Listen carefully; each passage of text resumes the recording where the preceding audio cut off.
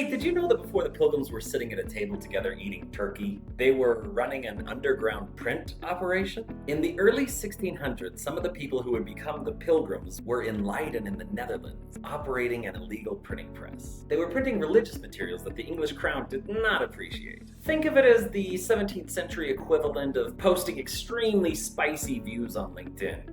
But instead of a strongly worded message from HR, you might just have gotten a visit from the authorities. That pressure on what they could print and say is part of what pushed them to leave, sail on the Mayflower, and end up in New England. So, in a weird way, you can say, no underground press, maybe no Pilgrims in New England, maybe no first Thanksgiving story. Now, I'm pretty sure the natives here would have been just fine with that outcome, but the rest of us would be living a very different existence. Printing wasn't just ink on paper, it was the engine behind the migration that gave us America and our Thanksgiving holiday. Let's fast forward just a bit. Before Thanksgiving was a national holiday, it primarily existed as a printed poster hanging on a wall. Colonial governors would declare days of Thanksgiving and have them printed up as broadsides. Those were single sheet posters, and they would be posted in town halls and churches. And that's how people actually found out about Thanksgiving. No email, no push notifications, just the governor saying, hey, we're thankful, next Thursday, here's a sheet, pass it on. Later, during the American Revolution, those Thanksgiving proclamations got a little bit more political, shall we say. Rebel leaders started printing their own Thanksgiving proclamations, and printers spread those just like the official ones.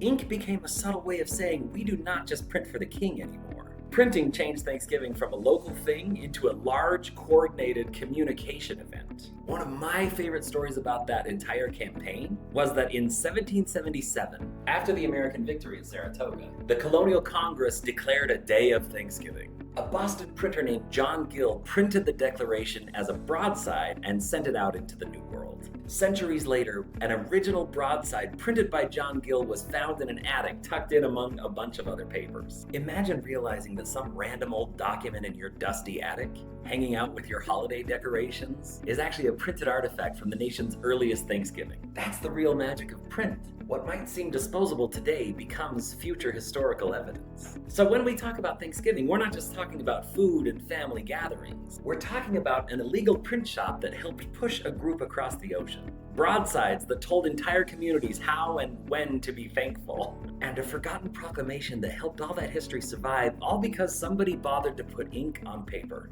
So if you work in printing or packaging or communication, you're part of that same legacy. You're creating stuff that future historians may someday pull out of a box and think, so this is how they lived and what they valued. So this Thanksgiving, sure, be thankful for the turkey, but also maybe spare just a shred of gratitude for your print partners. Because without them, you might just be staring at an empty table, and you wouldn't even have a boring, dusty old history book to complain about.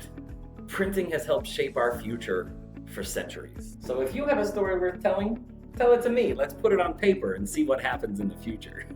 Happy Thanksgiving to you and yours.